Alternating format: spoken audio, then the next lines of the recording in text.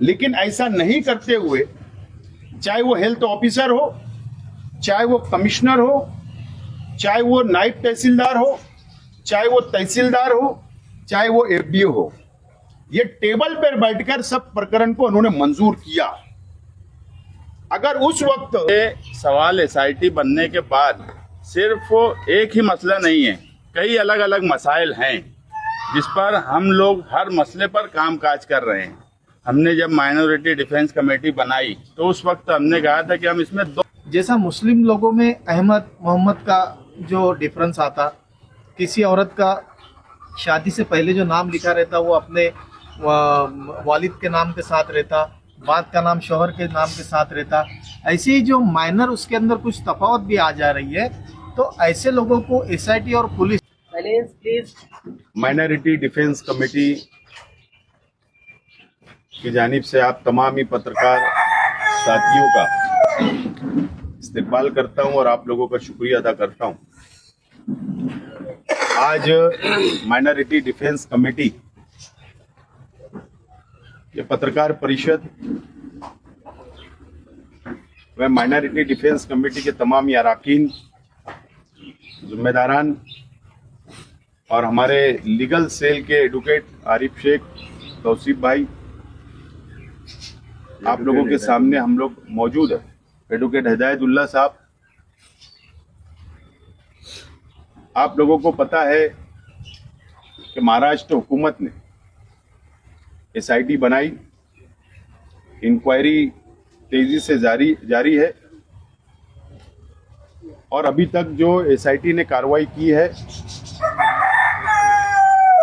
7 लोग अरेस्ट है, बाकी लोगों की इंक्वायरी चल रही है और शहर में तेजी से नोटिस तकसीम हो रही है और आवाम बहुत फिक्रमंद है। आवाम शहर की घबराई हुई है और माइनॉरिटी डिफेंस कमेटी ने पहले ही दिन जब प्रेस कॉन्फ्रेंस ली, माइनॉरिटी डिफेंस कमेटी हमने बनाई, तो एसआईटी से कानूनी तौर पर और जमहूरी तौर पर लड़ने का हम लोगों ने फैसला किया था, ऐलान किया था। और उसी के साथ साथ हमारा जो एजेंडा था उसमें वक्फ बोर्ड जो मरकजी हुकूमत काला कानून ला रही है उस ताल्लुक से लड़ने का भी हम लोगों ने ऐलान किया था। और आज की प्रेस कॉन्फ्रेंस में एसआईटी की कार्रवाई और हमारी हम जो डिफेंस करने वाले उस ताल्लुक से आज शुरुआत मैं करूंगा। मुस्तकिम डिग्नेटी साहब, शान हिंद और एडवोकेट, ऐसे हम सब लोग आप लोगों के सामने हमारी बातों को रखेंगे। एसआईटी जो कार्रवाई कर रही है, जो हम लोगों को अभी दिख रहा है, समझ रहे हैं, तो गरीब आवाम, जिन लोगों ने कॉरपोरेशन, तहसील ऑफिस से जिन लोगों ने जन्म दाखिला बनाने के लिए या नाम चेंज करने के लिए या नाम दुरुस्ती करने के लिए इस तरीके की जो एप्लीकेशन किया गया था, जो 2023 से आज तक, उसका डाटा निकालकर एसआईटी कार्रवाई कर रही है और गरीब लोगों पर ज्यादा से ज्यादा कार्रवाई हो रही है, हम लोगों को नजर आ रहा है। लेकिन हमको एसआईटी के ऊपर भरोसा नहीं है। ईमानदाराना तौर पर एसआईटी कार्रवाई नहीं कर रही है, इंक्वायरी नहीं कर रही है, भेदभाव कर रही है एसआईटी, हमको ऐसा नजर आ रहा है। और हम लोगों ने एक लेटर 13/2/2025 को एसआईटी को हमने एक लेटर दिया है, वो लेटर की कॉपी मेरे पास है। जो एसआईटी के चीफ है, नासिक रेंज के आईजी, उनको हमने लेटर एड्रेस किया है। अनिकेत भारती साहब जो सदस्य सचिव है एसआईटी के, उनको एड्रेस किया है और हमने लेटर उनको देने के बाद एक इनवर्ट कॉपी भी हम लोगों ने ली है। माइनॉरिटी डिफेंस कमेटी ने ये मुतालबा किया है, ये डिमांड की है कि मालेगांव शहर की ज्यादातर आवाम गरीब है, कम पढ़ी लिखी है और आम तौर पर वो एजेंट के जरिए अपना सर्टिफिकेट हो, जन्म दाखला हो, एलसी हो, राशन कार्ड हो, आधार कार्ड हो, पैन कार्ड हो, ये सब एजेंट के मार्फत बनाती है। अगर कोई गरीब ने किसी के जरिए कॉरपोरेशन में अगर प्रपोजल दाखिल किया जन्म दाखला नोंद करने का, या तहसील ऑफिस के पास दाखिल किया या एफडीओ के पास दाखिल किया, तो वो अधिकारी की जिम्मेदारी बनती है कि उसके ऊपर मुकम्मल तहकीक करे, एक एक पेपर की छाननी करे और उसके बाद सर्टिफिकेट दे बनवा कर या मंजूर करे। लेकिन ऐसा नहीं करते हुए, चाहे वो हेल्थ ऑफिसर हो, चाहे वो कमिश्नर हो, चाहे वो नायब तहसीलदार हो, चाहे वो तहसीलदार हो, चाहे वो एफडीओ हो, ये टेबल पर बैठकर सब प्रकरण को उन्होंने मंजूर किया। अगर उस वक्त अपने फील्ड ऑफिसर के जरिए, अपने प्रभाग अधिकारी के जरिए, अपने क्लर्क के जरिए या अपने तलाठी के जरिए या जो एफडीओ के जो ऑफिसर होते हैं वार्ड के, उनके जरिए जो प्रकरण दाखिल हुआ, अगर उसकी इंक्वायरी मुकम्मल करवा लेते फील्ड के ऊपर जाकर, घर के ऊपर जाकर के इन लोगों के पेपर सही है या नहीं, और उसके बाद प्रकरण मंजूर करते या रिजेक्ट कर देते, तो आज ये नौबत नहीं आती शहर वालों पर। तो जिस तरीके से एसआईटी कार्रवाई कर रही है, इंक्वायरी कर रही है, हमारा विरोध नहीं है, लेकिन ईमानदाराना तौर पर कार्रवाई होना चाहिए। हमारा अपना ऐसा मानना है कि म्युनिसिपल कमिश्नर, हेल्थ ऑफिसर, नायब तहसीलदार, तहसीलदार, तत्कालीन तहसीलदार, तत्कालीन हेल्थ ऑफिसर, तत्कालीन एफडीओ या कमिश्नर, इन लोगों के ऊपर भी एफआईआर की जाए, गुना दाखिल किया जाए, उनको भी आरोपी बनाया जाए। जब हम मानेंगे कि एसआईटी ईमानदाराना तौर पर कार्रवाई कर रही है, ऐसी डिमांड हम लोगों ने एसआईटी को लेखी में, राइटिंग में माइनॉरिटी डिफेंस कमेटी के जिम्मेदारान ने हम लोगों ने दी है। वो कॉपी हम आप लोगों को देंगे जब हम मानेंगे कि एसआईटी ईमानदाराना तौर पर कार्रवाई कर रही है और इंक्वायरी कर रही है। इसके अंदर राजकीय प्रेशर है। किरीट सोमैया बीजेपी का एक लीडर है, या जो हिंदुत्ववादी तंजीमें जो है वो जिस तरीके से इसके अंदर इंटरफेयर कर रही है या एटीएस को इंक्वायरी देने की बात कर रही है, ये बीजेपी के सब ये लीडरान है, वर्कर है, कार्यकर्ता है। और बीजेपी ये चाहती है कि हिंदू और मुसलमानों को अलग कर कर, लड़ाकर सियासत की जाए, राजनीति की जाए। इस तरीके का काम एसआईटी के जरिए बीजेपी और उनके लीडरान करना चाह रहे हैं, ऐसा हमारा इल्जाम है। दूसरी बात, हम लोग मुंबई गए थे और मुंबई के अंदर अजीत दादा पवार साहब से हमारी मुलाकात हुई है। हमने उनको मेमोरेंडम दिया है। जो आज 4 साल 5 साल के बच्चे हो गए, जिनके पास जन्म दाखला नहीं है, जिनकी घर पर पैदाइश हुई है, उस ताल्लुक से मेमोरेंडम दिया। उन्होंने कहा है कि मैं तफसील इसको पढ़ने के बाद जरूर आप लोगों की मदद करूंगा, ऐसा यकीन उन्होंने दिलाया है। और मंत्रालय लेवल के ऊपर एजुकेशन मिनिस्टर, एजुकेशन सेक्रेटरी, महसूल मिनिस्टर, महसूल सेक्रेटरी, चीफ सेक्रेटरी, मुख्यमंत्री, इन तमाम ही लोगों को हम लोगों ने लेटर दिया है और इन्वर्ट लिया है। और अभी हम लोग आगे कानूनी लड़ाई की तरफ जा रहे हैं। वो डिटेल बात मुस्तकिम डिग्निटी बताएंगे। बहरहाल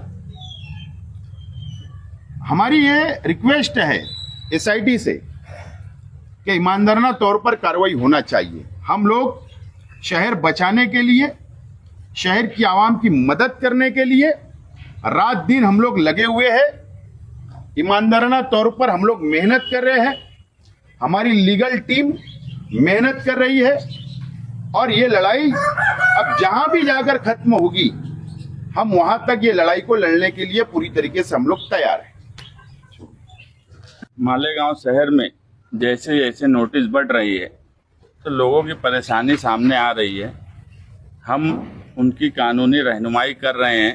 जो लोग एसआईटी ऑफिस में जा रहे हैं, जो लोग छावनी पुलिस स्टेशन में जा रहे हैं। इसमें कुछ मामले हमारे सामने ऐसे आए कि जिन्होंने न तहसील से नया दाखला बनवाया, ना कारपोरेशन में नए दाखले के लिए गए, सिर्फ अपनी एक कॉपी निकाली कारपोरेशन से। जैसे अगर मेरा जन्म दाखला बना है और मैं नई कॉपी निकालूं तो उनको भी नोटिस दी जा रही है। ठीक है, वो लोग वहां जाएंगे, एसआईटी में अपना जवाब देंगे, मगर बिला वजह परेशान किया जा रहा है। अगर सिर्फ दाखला निकालना भी गुनाह हो गया, उनको भी ऐसी नोटिस दी गई, वो लोग भी आ रहे हैं। तो हम एसआईटी के जो सेक्रेटरी हैं अनिकेत भारती साहब, उनसे गुजारिश करेंगे कि वो जो नोटिस बढ़ रही है उसको समझे। तहसील ऑफिस से जिन लोगों को दिया गया है उसके अलावा दूसरों को क्यों नोटिस दी जा रही है, उनको परेशानी ना हो। जैसे आसिफ भाई ने बताया कि हम मंत्रालय गए, उसके बाद हम जो है हाईकोर्ट में भी जो लोगों के एडमिशन का सवाल है, ऐसे बहुत से बच्चे आज भी हैं। पीछे भी हमने कहा था कि एडमिशन के लिए कोई रास्ता निकाला जाए, मगर अभी तक कोई रास्ता निकला नहीं। तो हमने एक पीआईएल दाखिल करने के लिए वकील को पत्र और सब लेटर दे के आए हैं। ये आने वाले पीर या मंगल के दिन पीआईएल दाखिल होगा। उसमें हमारी कोशिश ये है कि लीगल पॉइंट पे जो सीनियर वकला है वो देख रहे हैं कि किरीट सुमैया को भी पार्टी बनाया जा सकता है क्या, और जो बच्चों का स्कूल का एजुकेशन का नुकसान हो रहा है, क्योंकि स्कूल एजुकेशन जो है उनका राइट ऑफ एजुकेशन भी है, फंडामेंटल राइट भी है। अगर वो आज एडमिशन नहीं हुआ तो उन बच्चों का मुस्तकबिल क्या। बोलने का मतलब ये है कि सिर्फ मसला, ये सवाल एसआईटी बनने के बाद सिर्फ एक ही मसला नहीं है, कई अलग अलग मसाइल हैं जिस पर हम लोग हर मसले पर काम काज कर रहे हैं। हमने जब माइनॉरिटी डिफेंस कमेटी बनाई तो उस वक्त हमने कहा था कि हम इसमें दो सवाल रखेंगे, एक वक्फ बोर्ड का, दूसरा जो हमारे शहर में बांग्लादेशी के नाम से जो एसआईटी बनाई गई। वक्फ बोर्ड का जेपीसी रिपोर्ट राज्यसभा में पेश हुई, राज्यसभा ने उसको मंजूरी दी, यानी ड्राफ्ट को अभी मंजूरी दी, बिल अभी पास नहीं हुआ, मगर अब लोकसभा और राज्यसभा में बिल आएगा। आज भी हिंदुस्तान में सबसे ज़्यादा सेकुलर पार्टियां हैं जो एनडीए के साथ भी हैं। अगर जेडीयू है या आंध्रा की पार्टी है, तो हम जितनी सेकुलर पार्टियां हैं वो सरकार में हो या सरकार के बाहर हो, उनकी तादाद कहीं ना कहीं बीजेपी से ज़्यादा है। अगर अक्सरियत लोकसभा और राज्यसभा में सेकुलर पार्टी वक्फ बोर्ड बिल की मुखालफत करेंगी तो जितने लीडरान हैं हम सबको मेल कर रहे हैं माइनॉरिटी डिफेंस कमेटी की तरफ से कि आप अपने अपने एमपीज़ को लोकसभा और राज्यसभा में ताकीद से बोले कि जब ये बिल पास हो तो वो हाजिर रहें दोनों ऐवान में और उस बिल की मुखालफत करें। क्योंकि बीजेपी हमेशा से वो 3 तलाक का सवाल हो या वक्फ बोर्ड का सवाल हो, बीजेपी की नीयत कभी मुसलमानों के ताल्लुक से अच्छी नहीं रहती। हमने इसमें यह भी लिखा है कि अगर बीजेपी की नीयत अच्छी होती तो आज तक बीजेपी कभी ना ही उनका कोई मुस्लिम एमपी है, ना वो कभी मुसलमानों को टिकट देती है। उनकी नीयत सही नहीं रहती, इसलिए तमाम सेकुलर पार्टियां इस बिल की मुखालफत करें और हाईकोर्ट में जो पिटीशन दाखिल होगा उससे हमको कहीं ना कहीं एक उम्मीद है कि कानून और हाईकोर्ट हमको उसमें राहत जरूर देंगे। हाँ वकील, बोलो वकील। अब इस मामले में ये तो बात साफ है कि मालेगांव में 90% लोग जो है वो अशिक्षित है और उनकी जो माली हालत है वो भी गरीबी की है।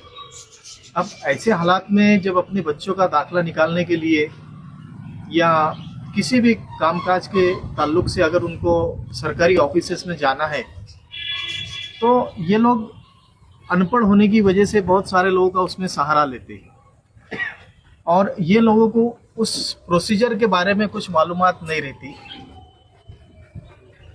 अब जो लोगों ने अपने बच्चों के या अपने जन्म दाखिले इस मामले में तैयार किए हैं या तैयार करके लिए हैं, तो उन सब मामलों के अंदर जो चौकसी अभी चल रही है, वो चौकसी के अंदर एसआईटी और पुलिस का ऐसा रवैया दिखने में आ रहा है कि भाई जन्म दाखिला मांगने के लिए तुमने कौन कौन से कागजात जो है तहसील कचहरी में या महानगर पालिका में या कौन से सरकारी ऑफिस में क्या कागजात दिए। सवाल ये आता कि ये जो भी काम है ये जन्म दाखिला देने के पहले का प्रोसीजर है कि कोई भी सरकारी अधिकारी के सामने अगर जन्म दाखिला मिलने का प्रस्ताव अगर आता है तो दाखिला देने से पहले जो प्रोसीजर है, ये प्रोसीजर में उन्होंने ये सब कागजात जो है वो वेरीफाई करना चाहिए था, देखना चाहिए था, इसका इन्वेस्टिगेशन करना चाहिए था और उसके बाद ही जन्म दाखिला जो है वो इशू करना चाहिए था। ऐसा हुआ नहीं। अब जो गलतियां सरकारी अधिकारी ने की है वो गलतियों की पूर्तता ये लोग जन्म दाखिला देने के बाद में जिसका भी जन्म दाखिला मिला है वो पब्लिक से करवा रहे कि उस वक्त तुमने कौन सा दाखिला दिए, कौन से कागजात दिए दाखिला मिलने के लिए।